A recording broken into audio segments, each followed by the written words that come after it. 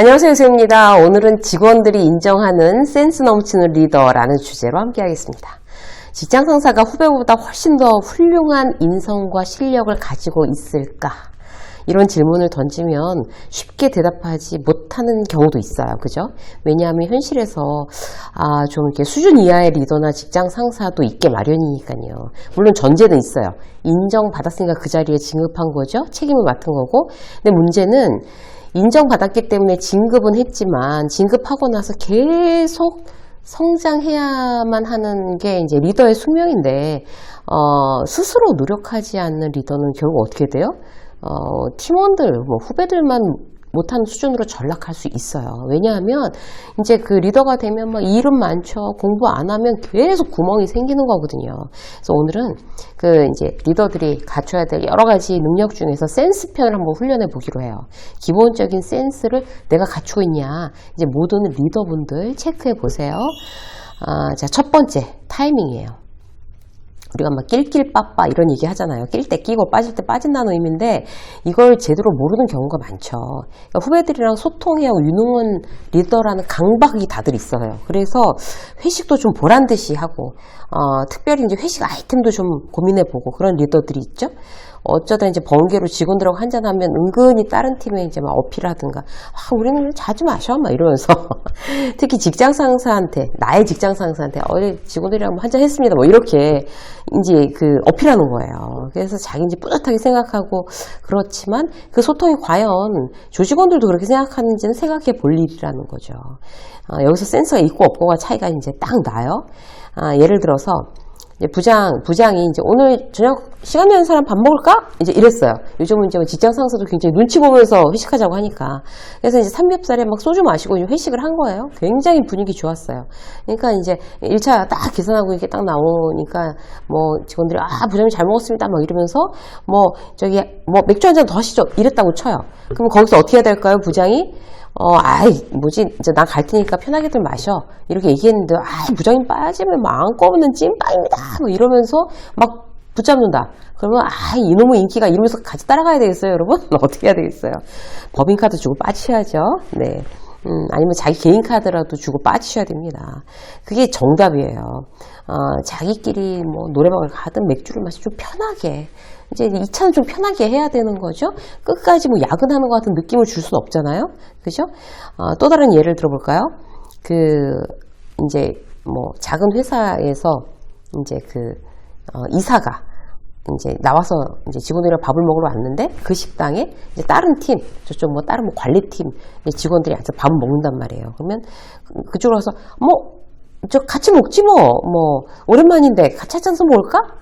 그래도 되겠어? 라고 이사가 그러면 그 직원들이 밥 먹다 말고 일어난 직원들이 안 됩니다. 저희끼리 먹겠습니다. 이러진 않을 거 아니에요. 그래서 같이 또 거기를 또 눈치 없이 앉아서 또 밥을 먹어요. 그러면 이 친구들은 원래 밥을 먹던 직원들이 있는데 지금 중간에 이제 임원이 꼈으니까 이제 굉장히 좀 불편해진 상황이잖아요. 근데 나중에 또 임원 밥은 나중에 나온다고요. 그럼 또 임원이 다 먹을 때까지 그 얘기를 들으면서 거기서 고개를 막 끄덕거리면서 다 먹은 밥을 밥그릇을 앞에 두고 이제 또 있어야 돼요. 금방 또 근무도 시작해야 되는데 들어와 좀 잠깐 쉬어야 되는데 그것도 못하고.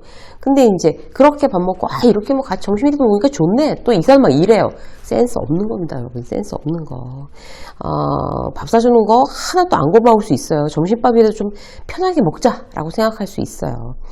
그냥 이제 맛있게 먹고 내가 계산할 테니까 그냥 나가요? 이렇게 하는 게 가장 좋은 거죠. 그래서 우리가 이제 어떨 때 직원들이랑 소통을 해야 되는가, 어떨 때 좀 빠져줘야 되는가 이런 거를 판단할 줄 아는 게 바로 센스입니다. 타이밍이죠. 자, 두 번째. 소외되는 사람이 없게 해야지 센스 있는 리더로 인정받습니다. 조직이 커지면 커질수록 소외되는 인물들은 반드시 있게 마련이죠. 어쩔 수 없죠. 근데 이제 그런 사람을 최대한으로 줄이려고 일부러 애쓴 사람이 좋은 리더예요. 근데 이제 이기적이거나 무심한 성향을 가진 사람들 아예 신경 안 쓰죠. 특히 회사에서 이제 아웃사이더들 있잖아요. 그런 사람들한테는 신경을 아예 안 쓴다. 아예 모른다. 그럼 이제 리더는 거기까지가 한계인 거예요. 소외되는 사람이 없게 하려면 어떻게 해야 돼요? 아주 사소한 원칙으로도 가능해요. 특히 이제 무뚝뚝하거나 남 일에 별로 신경 안 쓰는 경향이 내가 있다. 이제 그런 분들일수록 일단 자기 조기 직원 뿐만 아니라 다른 사람들한테도 좀 관심을 가지자. 이렇게 일단 먼저 결심을 하셔야 돼요. 예를 들어서 이런 거예요. 복도를 지나가다 우리 팀은 아니지만 뭐 다른 팀에 들어온 뭐 이번에 경력사원이나 뭐 신입사원 얼굴은 알잖아요. 그러면은 아유 안녕하세요. 재미있어요? 뭐 들어오신 지 뭐 한 달 됐나요? 뭐 이렇게 해서 가볍게 안부의 어떤 그런 질문을 던지는 거. 여러분 굉장히 도움이 됩니다. 이제 그 좋은 리더로서 이제 그 사람에게 그런 어떤 당신을 응원합니다라는 어떤 그런 메시지가 될 수도 있어요. 그런 좋은 질문은. 또 이제 그 소외된 사람 없게 하려면 어떻게 해야 돼요? 회의 시간에 발언하지 않는 사람이 없도록 그렇게 하는 원칙을 세우세요. 내가 이제 헤드예요. 근데 내가 주관하잖아요. 회의를. 근데 한 번도 발언하지 않고 있는 직원을 눈여겨보다가 내가 이제 질문하는 거죠. 쉽고 부드러운 질문으로. 나는 네가 회의 시간에 같이 참여하고 있는 걸 알고 있어 라는 사인을 주는 거예요. 김대리는 A안에 대해서 어떻게 생각해요? 이렇게 물어보는 거죠. 근데 그런 사람일수록 별 생각 없이 앉아있다가 이제 직장 상사가 그렇게 물어보면 이제 막 버벅거릴 수 있어요. 당황해서. 그럼 어떻게 해야 돼? 그 뒤가 중요해요. 이제 버벅거리면서 뭐 어떻게 그 얘기를 했어요. 그럼 이게 그런 의미죠? 이러면서 내가 정리해주고 저도 김대리 의견에 부분적으로 동의해요. 이런 식으로 그의 의견에 힘을 좀 실어주는 거예요. 부족하게 얘기했다고 하더라도. 이게 바로 소외되는 사람을 돌보는 방법입니다. 먹으러 갔을 때도 마찬가지. 뭐 점심을 먹든 뭐 술을 마시든 그냥 내 얘기만 나만 주인공으로 하는 리더들이 참 많아요. 근데 그 중에서도 또 말 많고 아부하고 그런 직원의 이야기, 막 자기한테 막 그렇게 아부하는 얘기하는 직원을 쳐다보면서 막 하하호호 재미있다고 듣고 있으면 뭐 다른 사람은 그냥 자연스럽게 입 다물고 그냥 밥 먹고 가만히 있는 사람 떠드는 사람 이렇게 나뉘잖아요. 아주 비효율적이죠. 어떻게 해야 돼요? 또 질문을 활용하고 음식을 권하는 거예요. 최대리, 한잔 할까요? 뭐, 라든지, 최대리, 요새 이사 왔다더니, 어때, 집에서 가까워지니까 좋아요? 뭐, 이렇게. 그러니까, 그러면, 이렇게 그냥 꺼다놓은 보릿자루처럼 있던 최대리가 그렇게 이제 헤드가 질문을 하면, 자기가 소외되어 있다고는 절대 생각 안 하겠죠. 이런 부분들이 굉장히 리더의 센스입니다. 자, 세 번째, 관심이에요. 나한테 관심 보여주는 직장 상사를 누가 좋아하지 않겠어요. 문제는 관심 보여주는 방법이 세련되었느냐 혹은 오해를 불러일으키느냐 대단히 다르다는 거죠. 어설프게 관심 보여주는 리더는요. 무관심한 리더보다 오히려 못한 경우가 있을 수 있어요. 예를 들어 볼게요. 먼저 잘못된 관심. 자, 첫 번째, 부정적으로 외모를 표현하는 거예요. 무슨 일 있어? 다크서클 웬일이야? 이런 거 있잖아요. 얼굴 왜 이렇게 푸석푸석해? 이런 표현들. 상대를 당황시키거나 불쾌하게 만들 수 있어요. 친해도 마찬가지예요. 그래서 부정적인 어떤 외모에 대한 표현 절대 하지 않는다? 기억하셔야 되고요. 또 잘못된 관심 두 번째. 잘못된 부분을 아예 직접적으로 딱 스트레이트로 지적하는 경우예요. 아까 김대리 회의 시간에 보니까 자꾸 발표하면서 말을 왜 이렇게 흐려? 그러면 듣는 사람이 저 사람 확신이 없구나 이렇게 느끼는 거지. 그럴 때는 이렇게 말하고 말이야. 이러면서 잘못된 부분이나 스트레이트로 확 그냥 얘기해 주는 거, 지적해 주는 거. 그러면 결국 그 얘기가 김대리한테 유익한 이야기는 맞는데 그걸 김대리도 알아요. 근데 속으로 그렇게 고마워하지 않습니다. 반발심 생겨요. 먼저 이제 분위기를 조성하고 회의 시간에 이제 그 말하는 습관에 대해서 내가 좀 얘기를 해줘도 될까? 이렇게 허락받고 그리고 이제 잘한 점, 그 다음에 어떻게 해요? 잘한 점, 이런 부분 참 좋은데 이런 부분은 좋더라.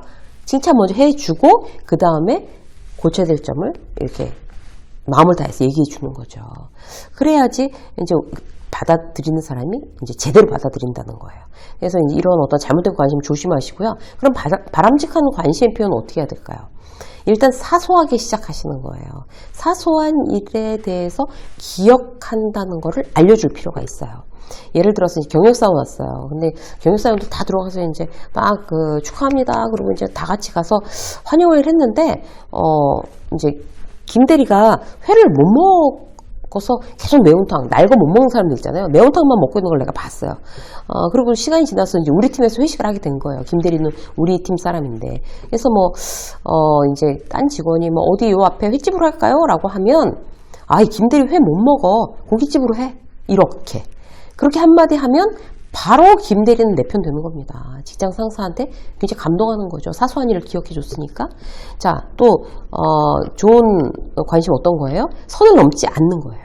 선을 넘지 않아야 상대가 편안하게 느껴요. 관심 보인다고 불편하게 만드는 건 무관심한 것보다도 못하죠. 선을 넘지 않아야 편하죠. 일단 질문도 선을 지키고 있나 스스로 체크해 보셔야 돼요. 어떤 거예요? 결혼, 출산 뭐 이런 거 안 물어보고 선을 넘지 않은 편한 범위라면 뭐 음식 뭐 좋아해요? 뭐 취미는 뭐 어떤 거, 운동 같은 거 해요? 뭐 이런 식으로. 그러니까 사소한 그러니까 선을 넘지 않은 어떤 그런 질문에 대해서 굉장히 좀 예민해질 필요가 있어요. 긴장하고. 어떤 관심이 선을 넘지 않을까? 잘 모르겠다면 그 질문 만약에 내가 받았다면 괜찮을까? 이거 먼저 생각해보고 질문하는 거 여러분들한테 도움 되실 겁니다. 유세미 직장 수업 오늘 여기까지 하겠습니다. 고맙습니다.